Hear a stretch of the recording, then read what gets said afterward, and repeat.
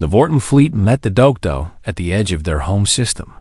50 ships, the largest force the Empire had gathered in 100 years. There were battle cruisers and destroyers and carriers filled with fighter craft.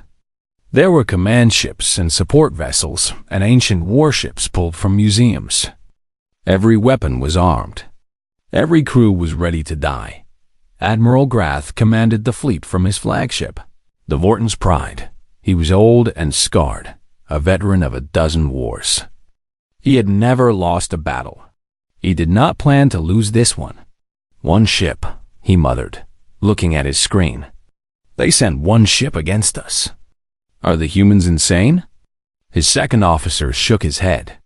The reports say this ship destroyed 3 destroyers in 10 seconds, Admiral. Something is very wrong here.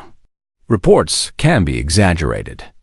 Panic makes people see things that are not there. Grath straightened in his chair. We will surround them.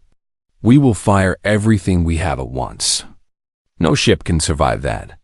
The Dokdo emerged from faster-than-light travel like a knife cutting through silk. On the bridge, Captain Tay saw the enemy fleet spread across his screen, 50 shapes of silver and blue, blocking the path to the Vorten homeworld. Well, he said calmly, they brought more this time. Commander Yuna studied the tactical display. 50 combat vessels. Estimated crew of 100,000. We are outnumbered 200 to 1. Those numbers mean nothing if their weapons cannot hit us. Tay turned to Jin. Status of the shields? Magnetic field at full power, Captain. The generators can handle anything they throw at us. They? All railguns loaded and ready.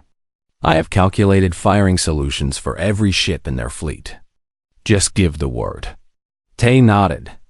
He opened a communication channel to the entire Vorten fleet, not just the commanders, but every crew member on every ship. This is Captain Tay of Earth, he said. His voice was steady and clear. 4 years ago, you sold us a broken ship and took half our planet's wealth. You laughed at us. You called us primitives. You thought we would fail. He paused. On 50 Vorten ships, crews stopped their work to listen. You were wrong. We did not fail. We took your garbage and made it into something greater than anything you have ever built. Today, we return your gift. Today, you learn what happens when you underestimate humanity. He closed the channel. For a long moment, no one spoke. Then Admiral Grath's voice came through. Enough talk. All ships open fire. The space around the Dokdo turned into a storm of light. Thousands of plasma bolts flew from the Vorten fleet. Missiles launched from carriers. Fighter craft released their payloads. Everything the Empire had was thrown at one ship. The magnetic shield caught it all. Plasma bolts curved away like rain sliding off glass. Missiles exploded harmlessly against the invisible barrier. Fighters that flew too close were crushed by the magnetic force. The Dokdo sat in the center of the storm, untouched. Return fire, Tay ordered. The railguns fired. Not 20 shots this time, all 70 weapons at once. 70 metal slugs traveling at near-light speed. Guided by the quantum targeting computer that the Vortens had foolishly left behind. 12 ships died in the first second. The slugs punched through shields and armor like they were nothing. Reactors exploded. Hulls shattered. Crews did not even have time to scream before their ships became clouds of debris. Admiral Grath watched in horror as his fleet was torn apart.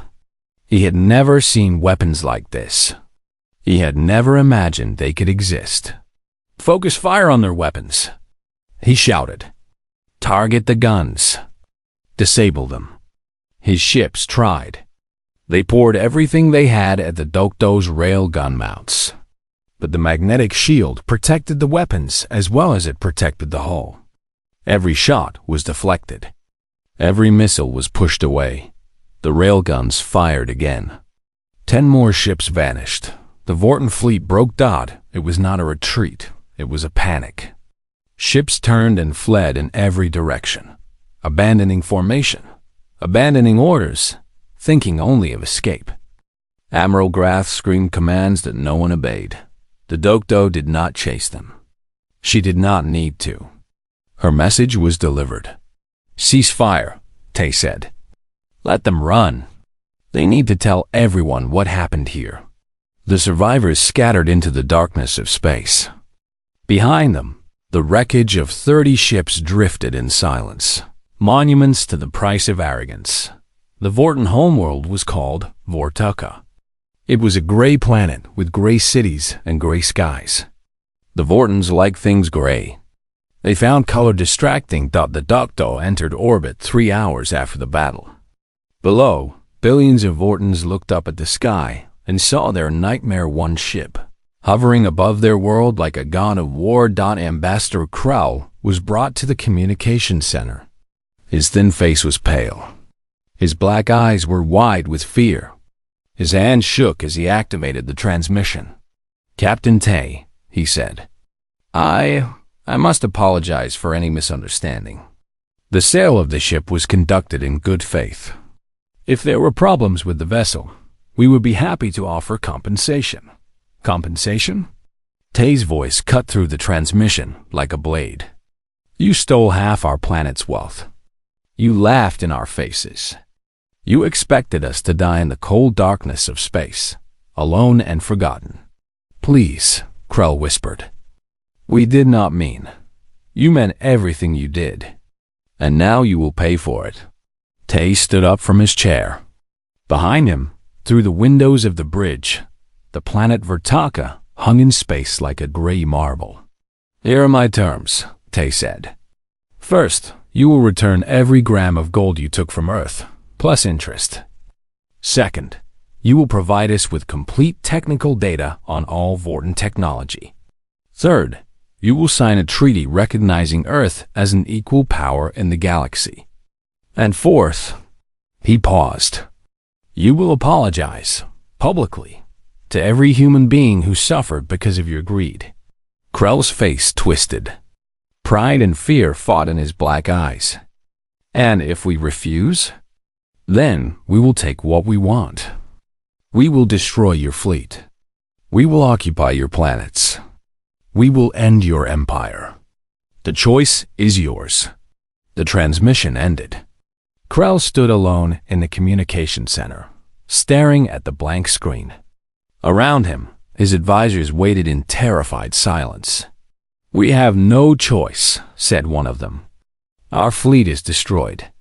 We cannot fight them. If we give in, we look weak," said another. "Other empires will see. They will attack us too." Krell closed his eyes. He thought about the day he first met the humans. He had seen them as easy targets, primitive creatures who could be tricked and robbed. He had never considered that they might fight back. He had never imagined they might win. "Prepare the gold," he said finally, "and contact our scribes. We have a treaty to write." 1 year later, the galaxy had changed. The Vorten Empire was smaller now. Other civilizations had seen their defeat and sensed weakness. Border worlds had broken away. Trade partners had found new allies. The Grey Empire that had ruled for 1,000 years was crumbling. Earth was rising. The Dokdo had been the first ship. Now, there were 10 more built in Korean shipyards, using the technology that Hana and her team had developed. Each ship was faster, stronger, and more deadly than anything the Vortens had ever created. Other species came to Earth, curious about the primitives who had conquered an empire. They found humans building, growing, expanding. They found cities reaching toward the sky and ships reaching toward the stars. They found a species that refused to stay small.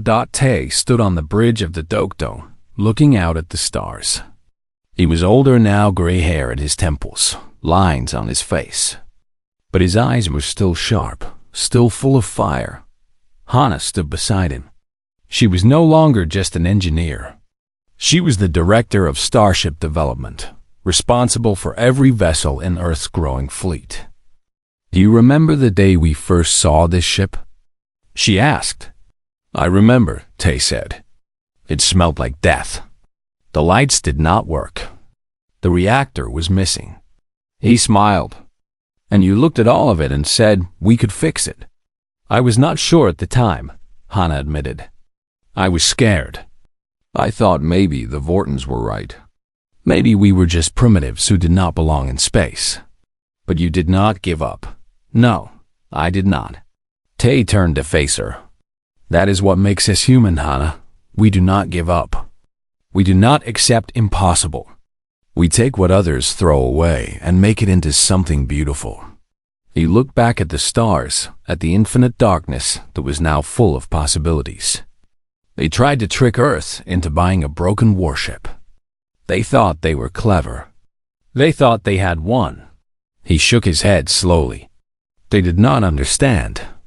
Every time someone underestimates humanity, they give us a gift. They give us motivation. They give us fire. Hannah nodded. And we use that fire to build. Yes, Tay said. We build. We grow. We conquer, not through cruelty, but through determination. We prove that no matter how broken something is, no matter how hopeless it seems, humans will find a way. The Dokdo moved through the stars, carrying the dreams of a species that refused to be small. Behind her, Earth glowed blue and green and beautiful, a tiny world that had taught the galaxy a lesson it would never forget. Never underestimate humanity, because humans do not just survive, they overcome. The Dokdo crossed into Vorton space on a Tuesday morning.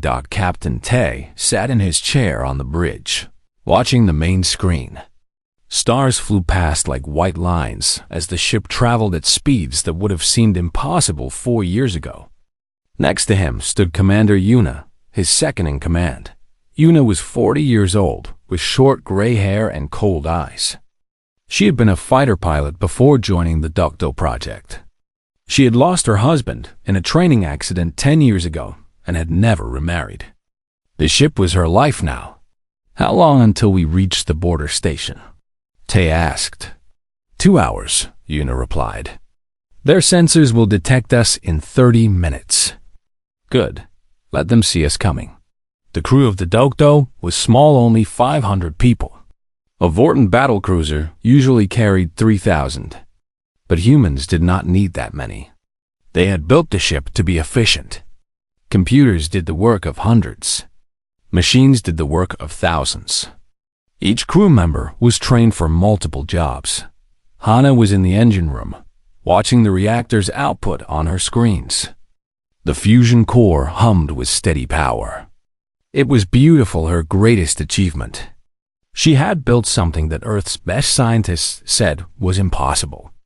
And she had done it inside an alien ship that everyone said was garbage. Day was in the weapons bay, running final checks on the railguns. 20 main cannons and 50 point defense guns, all built by human hands, all designed by human minds. The Vortons had left an empty shell. The humans had filled it with fire. Jin was at the shield controls, watching the magnetic field generators. The blue glow around the ship was invisible in normal space, but his sensors showed it clearly. A perfect sphere of magnetic force surrounding the Dokdo like armor. Captain, said the communications officer. Her name was Bora. She was young and nervous, fresh from the academy.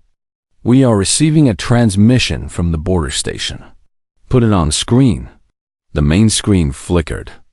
A Vorton face appeared, gray skin, black eyes, thin lips pressed together in confusion. He wore the uniform of a station commander, with gold marks on his collar. Unidentified vessel, the Vorton said. You have entered Vorton space.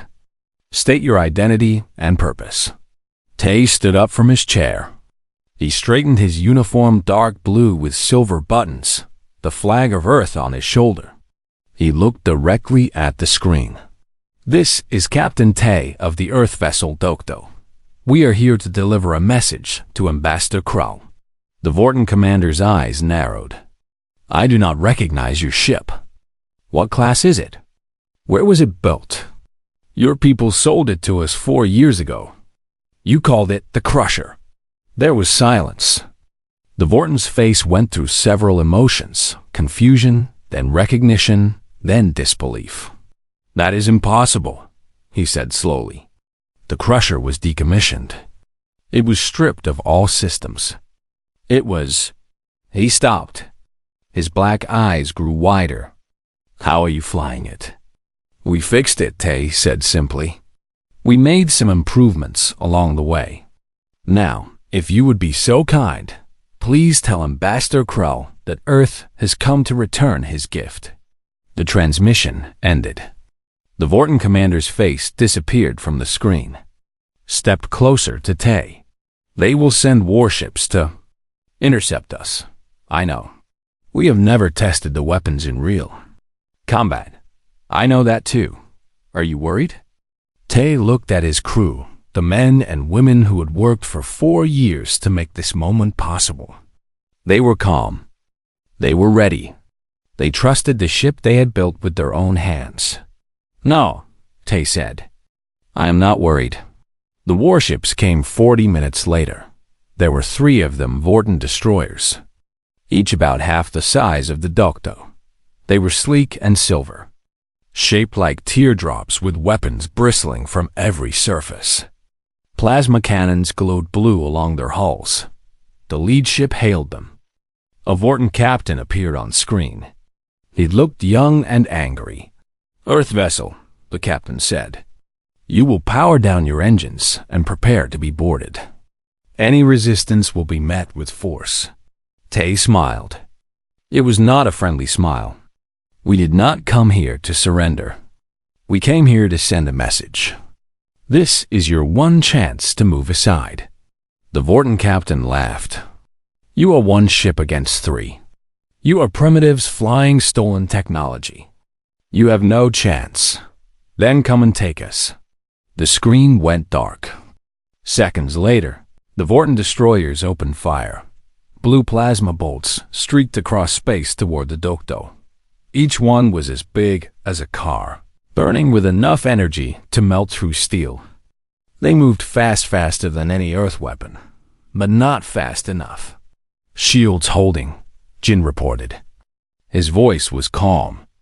The magnetic field caught the plasma bolts and bent them away. They curved around the ship like water around a rock. Not a single shot hit the hull. Return fire, Tay ordered. Day pressed a button. The railgun spoke. 20 metal slugs flew from the Dokdo at nearly the speed of light. They crossed the distance to the Vorton ships in less than a second. The targeting computer guided each shot with perfect accuracy. The lead destroyer exploded. The slug punched through its shields like they were paper. It hit the reactor and kept going, tearing through the entire ship before exiting the other side. The destroyer broke in half, fire and debris spreading in all directions. The second destroyer tried to turn. Another railgun slug caught it in the engine section. The ship spun out of control, crashing into the third destroyer. Both ships tumbled through space, their crews screaming it was over in 10 seconds. Tay stared at the screen. 3 Vorton warships destroyed or disabled in the time it took to breathe. He had known the railguns were powerful. He had not known they were this powerful. Captain, Bora said. Her voice was shaking. We are receiving transmissions from the damaged ships. They are calling for help. Let them call, Tay said. I want the entire Vorton Empire to know what happened here. The Dokdo continued its journey toward the Vorton homeworld. Word spread fast. The border stations sent reports. The surviving crews told their stories. Within hours, every ship in the Vorton fleet knew about the impossible battle-free destroyers against one ancient battlecruiser that should have been scrap metal, Ambassador. Krell heard the news while eating his evening meal. His servant brought him the report on a tablet. Krell read it twice, sure that there was a mistake. This cannot be right, he said. The Crusher was dead. We made sure of it. The reports are confirmed, Ambassador. The Earthship destroyed 3 destroyers in 10 seconds. Their weapons are unknown. Their shields are unlike anything we have seen. Krell's thin hands trembled. He thought about the day he sold the ship to the humans. He remembered their faces, the anger, the humiliation, the helpless rage. He had laughed at them. He was not laughing now. "Send a fleet," he ordered. "Send everything we have. Stop that ship before it reaches the homeworld." But deep in his heart, Krell was afraid. The primitives had done the impossible. They had taken his joke, his insult, his garbage, and turned it into something terrible. What else could they do? The Dokdo flew on through the stars. Tay stood on the bridge, watching the darkness ahead. Somewhere in that darkness was the Vorten homeworld. Somewhere was Ambassador Krell with his thin smile and his black eyes. "They will send more ships," Yuna said. "Let them come," Tay replied. "We have a message to deliver, and we will deliver it, no matter how many of them stand in our way." The stars rushed past. The engines hummed. The Dokdo continued its journey of vengeance. Earth was coming, and the Vortens were about to learn why you should never cheat a human. The day the aliens came to Earth was not like the movies. There were no explosions. There were no death rays. Instead, there was a smile. A long, thin smile on a gray face that belonged to Ambassador Krell of the Vorten Empire. Krell stood in the United Nations building in New York. His body was tall and thin like a stick.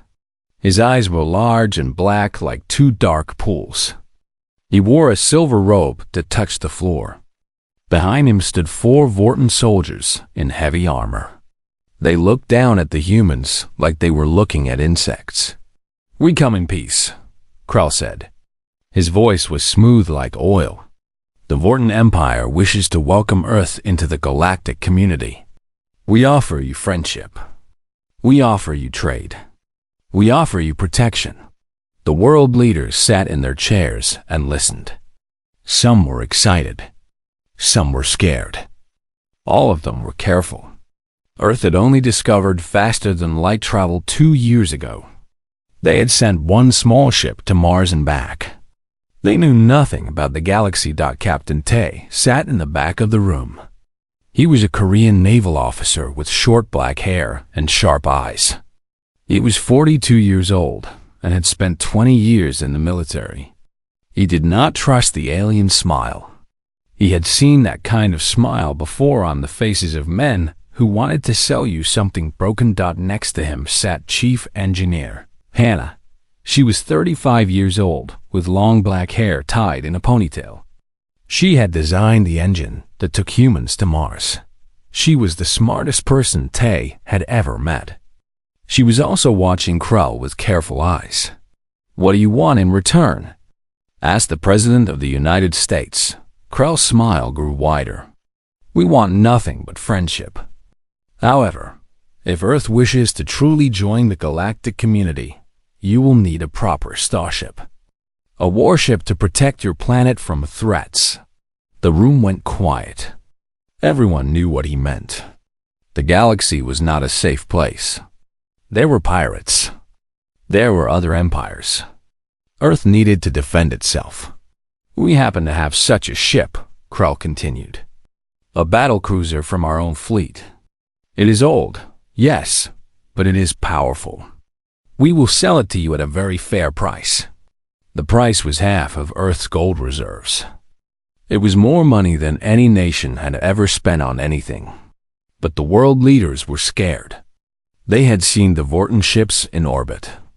They were huge, each one the size of a small city. Earth had nothing that could fight them. After 3 days of debate, Earth agreed to buy the ship. Tay was ordered to lead the crew that would receive it. Hana was ordered to study its technology. They took a shuttle up to orbit where the Vorten battlecruiser waited. When Tay first saw the ship, his heart sank. It was big, almost 2 kilometers long. It had the shape of a sword, with a pointed front and wide back. But even from a distance, Tay could see the problems. The hull was covered in patches. Some of the windows were dark. One of the engine pods was hanging at a strange angle. "It looks like a piece of junk," Hannah said quietly. "It looks like we got tricked," Tay replied. They docked their shuttle and stepped inside. The smell hit them first, old metal and dust and something rotten. The lights in the hallway flickered on and off. The walls were covered in strange stains. A Vorton officer met them at the entrance. His name was Lieutenant Drax. He had the same thin smile as Ambassador Crow. "Welcome to the Crusher," Drax said. "She has served the Vorton Empire well for 300 years. Now she is yours." Tay looked around. Half the doors in the hallway were stuck. The floor panels were loose. A pipe in the ceiling was leaking green fluid. "Show us the bridge," Tay said. Drax led them through the ship. Every room they passed was worse than the last. The medical bay had no equipment. The crew quarters had broken beds and torn mattresses. The cargo hold was empty except for garbage. When they reached the bridge, Tay understood just how badly Earth had been cheated. The main screen was cracked. Half the control panels were dark. The captain's chair was missing one arm. Wires hung from the ceiling like dead snakes. "This ship is broken," Tay said. His voice was calm, but his eyes were angry. Drax shrugged. "It is old. All ships have problems. Your engineers will fix them." "Show us the engine room," Hannah said. Drax's smile flickered for just a moment. Then it came back. "Of course. Follow me." The engine room was at the heart of the ship. It was supposed to hold the reactor, the power source that made the ship fly. When Drax opened the door, Hannah gasped. The reactor was gone. There was just an empty space where it should have been. Cables hung loose. Pipes led to nothing. The entire room was hollow. "Where's the reactor?" Hannah asked. Drax spread his hands. "Oh, did we not mention?" "The reactor was removed for safety reasons. You will need to provide your own power source." Tay grabbed Drax by the collar and pulled him close. The Vorton soldiers raised their weapons, but Tay did not care. "You sold us a dead ship," Tay growled. "You took half our planet's wealth and gave us garbage." Drax laughed. It was an ugly sound. "You wanted a warship. You got one. It is not our fault that you primitives do not know how to fix it. Perhaps in 100 years, your species will learn enough to make it work. Until then," he pushed Tay away. "Thank you for your gold." The Vortons left on their shuttle. From the window, Tay watched their main ship turn and disappear into the stars. He heard Drax's laughter echoing in his mind. Hannah stood next to him. She was not looking at the window. She was looking at her tablet, scrolling through data about the ship. "They think we cannot fix it," she said. "Can we?" Tay asked. Hannah was quiet for a long moment. Then she looked up at him. There was something in her eyes, not anger, not sadness. It was determination. "They made a mistake," she said. "They thought we would give up. They thought we would cry and complain and throw the ship away. But they do not know humans. They do not know what we do when someone tries to cheat us." Tay looked at her. "What do we do?" Hannah smiled. It was not a thin smile like the Vortons. It was a real smile, full of fire. "We prove them wrong," she said. "We take this broken thing, and we make it better than anything they have ever seen. And then we make them regret the day they thought they could trick Earth." Tay looked out the window at the stars. Somewhere out there, the Vortons were celebrating. They thought they had won. They thought they had taken everything from Earth and given nothing in return. They had no idea what was coming. Hannah did not sleep that first night on the broken ship. She walked through every hallway, every room, every corner of the massive battle cruiser. She carried a tablet in one hand and a flashlight in the other. The ship's lights were too weak to see properly by morning, She had walked 15 kilometers inside the ship. Her feet hurt. Her eyes burned. But she had a very long list of everything that was wrong. She found Tay in what used to be the captain's quarters. He was sitting on a broken chair, drinking coffee from a thermos he had brought from the shuttle. The room was cold and dark. The window showed only black space and distant stars. "Report," Tay said. Hannah sat down on a crate and opened her tablet. "The ship has 412 major problems. The weapons are offline. The shields do not exist anymore. They removed the generators. The life support works at 30%. The communication system is broken. The navigation computer has been wiped clean." Tay closed his eyes. "What about the engines?" "The main engines are damaged, but not destroyed. If we had a reactor, we could probably make them work. The problem is that Vorten reactors use a special fuel that we do not have. And even if we did, we do not know how their reactor technology works. So we are stuck here." "No," Hannah shook her head. "We have small backup power from solar panels. Enough to keep us alive. Enough to call for help. Earth is sending a transport ship with supplies. It will arrive in 2 days." Tay opened his eyes. "And then what? We turn this ship into a museum? A monument to human stupidity?" "No," Hannah said again.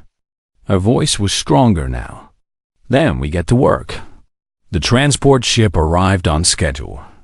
It carried 50 engineers, 300 tons of equipment, and one very important person, Lieutenant Day. Day was 28 years old. He was short and thin with messy hair and glasses. He looked like a university student, not a military officer. But Day was special. He was the youngest weapons expert in the Korean military. He had designed the missiles that Earth used on its first starship. When Day stepped onto the broken battlecruiser, he whistled. "This is worse than I expected," he said, looking at the flickering lights and cracked walls.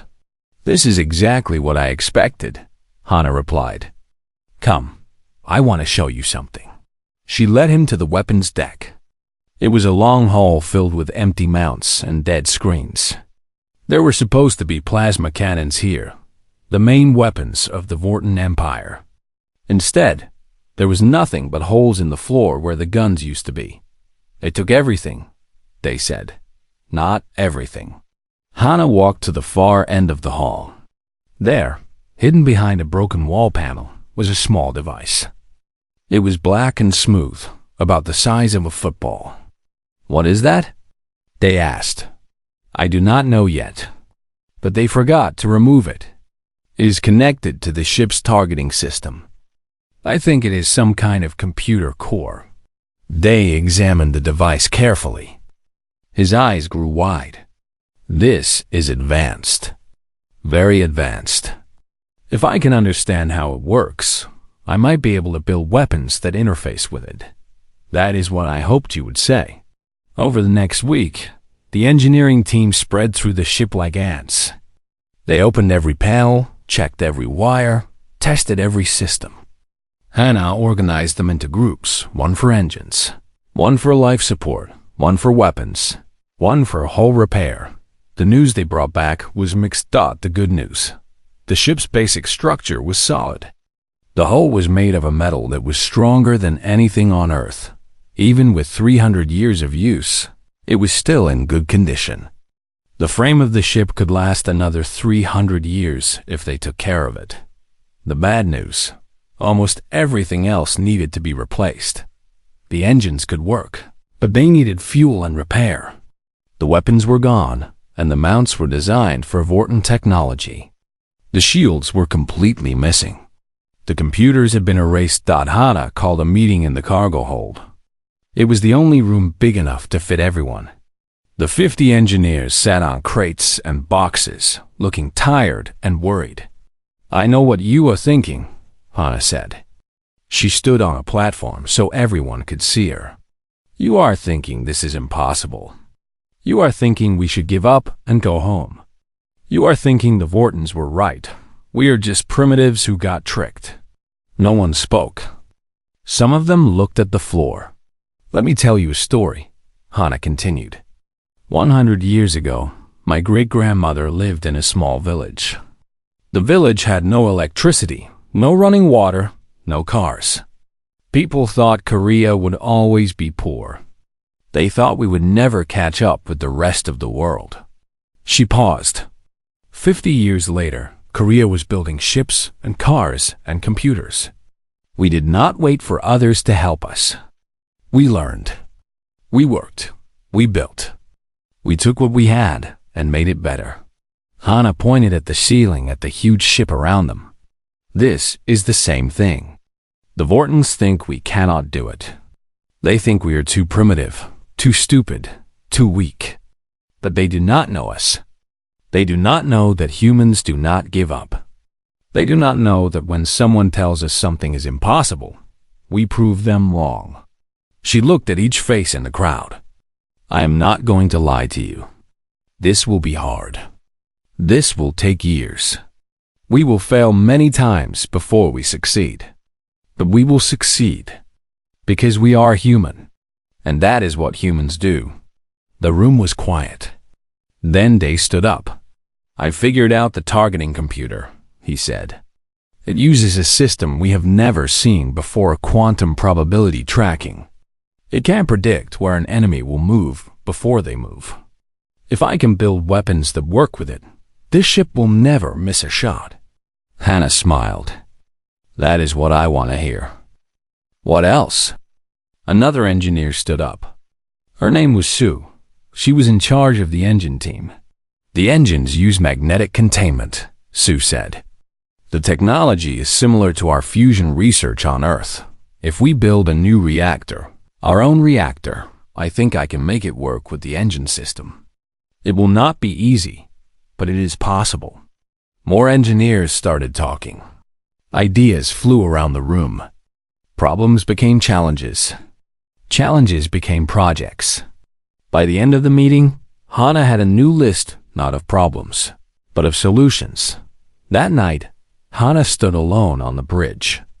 The main screen was still cracked, but someone had cleaned the dust off the control panels. The captain's chair was still broken, but someone had fixed the arm with tape and wire. Tay found her there, staring out at the stars. "You gave a good speech," he said. "I meant every word, I know." Tay stood next to her. "How long do you think it will take?" Hannah thought about it. "The basic repairs 1 year. The new reactor, maybe 2 years. The weapons, shields, and computers, another year after that. If everything goes well, we can have a working ship in 3 to 4 years. And if things do not go well, then it takes longer. But we will finish. I promise you that." Tay nodded. He looked out at the darkness of space. Somewhere out there, the Vorton Empire was going about its business. They had probably already forgotten about Earth. They had probably already spent the gold on new ships and weapons. "When this ship flies again," Tay said slowly, "I want to be the one who takes it back to them." Hannah looked at him. She saw the anger in his eyes, the same anger she felt in her heart. "You will be," she said. "And when we arrive, they will wish they had never heard of Earth." The first year was the hardest. Every day brought new problems. A pipe would burst. A wall panel would fall. The life support system would fail in the middle of the night, and engineers would wake up gasping for air. 3 people almost died when an airlock opened by itself, but the team did not give up. They fixed each problem as it came. They learned the ship systems by taking them apart and putting them back together. They made maps and wrote manuals and trained new workers who arrived from Earth. By the end of the first year, the ship looked different. The hallways were clean. The lights worked properly. The life support ran at full power. The broken parts had been removed and replaced with human equipment. It was not beautiful. The human technology did not match the Vorton design. There were cables running along walls, metal patches covering holes, and handwritten signs marking every door. But it worked. The second year focused on the reactor. Sue led the reactor team. She had spent 20 years studying fusion power on Earth. She knew more about plasma containment than anyone alive. But building a reactor inside an alien ship was something new, something no one had ever done before. The main problem was size. Human fusion reactors were huge, the size of buildings. The space where the Vorton reactor used to be was large, but not large enough for Earth's technology. "We need to think smaller," Sue told her team. "We need to compress 50 years of fusion research into a space the size of this room." They worked day and night. They tried designs and failed. They built prototypes and watched them melt. They argued and fought and sometimes cried. But they kept going. Hannah visited the reactor room every week to check on progress. On one visit, she found Sue sitting on the floor, surrounded by burned metal and melted wires. Another prototype had failed. "I cannot do it," Sue said. Her voice was tired and broken. "The physics do not work. The containment fails every time. I have tried everything." Hannah sat down next to her. "Tell me about the failures," Sue explained. "The plasma was too hot. It burned through every container they built. Earth materials could not hold it. They needed something stronger, something that did not exist." "What about the hull metal?" Hannah asked. "The Vorton metal that the ship is made of?" Sue looked up. "We cannot cut the hull. We would destroy the ship. We do not need to cut the hull. We have scrap metal from the repairs pieces we removed and replaced. Is there enough to build a containment chamber?" Sue's eyes grew wide. She grabbed her tablet and started calculating. Her fingers moved fast across the screen. Numbers and equations filled the display. "Yes," she whispered. "Yes, it could work. The Vorton metal has a melting point 3 times higher than our best alloys. If we use it for the inner chamber." She jumped to her feet. "I need to run tests. I need to build a new prototype. She ran out of the room without finishing her sentence. Hannah smiled and went back to work. 3 months later, the reactor came online. It was not like the Vorton reactor. It was smaller and less powerful. But it worked. For the first time since the Vortons left, the ship had real power, enough to run all systems, enough to move, enough to fight. The engineers gathered in the cargo hold to watch the moment. Sue stood at the control panel, her hands shaking. Tay stood behind her with his arms crossed. Hannah held her breath. "Starting the reactor," Sue said. She pressed a button. The ship shook. The lights flickered. For a terrible second, Hannah thought it had failed again. Then the lights came on bright and strong and steady. The engines hummed to life. Power flowed through cables and wires and systems that had been dead for 3 years. The cargo hold erupted in cheers. People hugged each other and cried. Someone started singing, and soon everyone joined in. It was a Korean folk song about hope and hard work and better days to come. The third year focused on weapons and shields. Day had not been idle during the reactor work. He had spent 2 years studying the alien targeting computer and designing new weapons to work with it.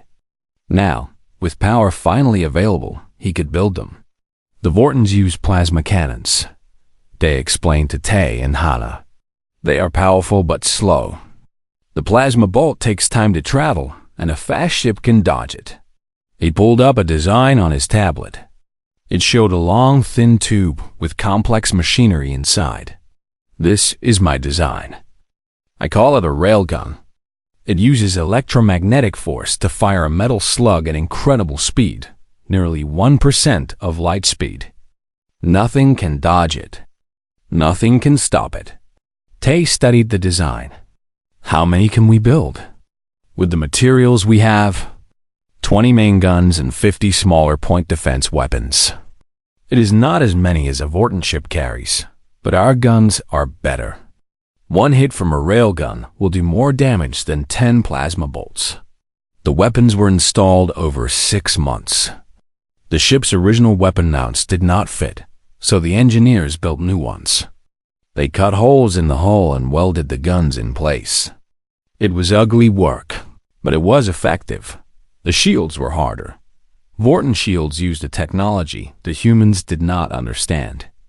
The generators had been removed, and there were no records of how they worked. Anna's team had to invent something new. A young engineer named Jin came up with the solution. He was only 23 years old, fresh from university. He had been studying the ship's hull metal and discovered something interesting. The metal responds to electricity, Jin explained. When you run a current through it, it creates a magnetic field. A very strong magnetic field. Strong enough to stop weapons? Hannah asked. Strong enough to stop anything. If we wrap the ship in wire and run power through it, we can create a magnetic shield around the entire hull. Plasma bolts will be deflected. Missiles will be pushed away. Even other railgun slugs will curve around us. It was brilliant. It was simple. It was something the Vortens had never thought of, because they had never tried to use their own hull metal in this way. The shield system was installed in the final months of the 3rd year. When Jin activated it for the first test, the ship glowed with a faint blue light. It was beautiful. On the last day of the 3rd year, the ship was ready. Tay stood on the bridge. It had been completely rebuilt. New screens covered the walls, showing data from every system. New control panels gleamed under bright lights. The captain's chair was still the original Vorten design, but it had been repaired and cleaned until it looked almost new. Hannah stood beside him. Day and Sue and Jin and 50 other engineers filled the bridge, watching and waiting. What do we call her? Tay asked. Hannah thought about it. The Vortens called her the Crusher. That is a name of destruction, of violence, of fear. We should give her a name that means something different. Something that shows who we are. Dokdo, said a voice from the crowd. It was one of the younger engineers. It is a Korean island. Small and rocky and forgotten by most of the world. But it is ours. We protect it. We are proud of it. And we never let anyone take it from us. Tay smiled. It was a good name. A perfect name. Dokdo, he said. Today, the Dokdo is reborn. Today, we show the galaxy what humans can do. He pressed a button on the control panel. Outside, the engines roared to life. The ship began to move slowly at first, then faster. For the first time in years, the ancient battlecruiser flew. Far away, in the heart of the Vorten Empire, no one noticed. They had forgotten about the broken ship they sold to the primitives. They had forgotten about the little blue planet called Earth. They would remember soon enough.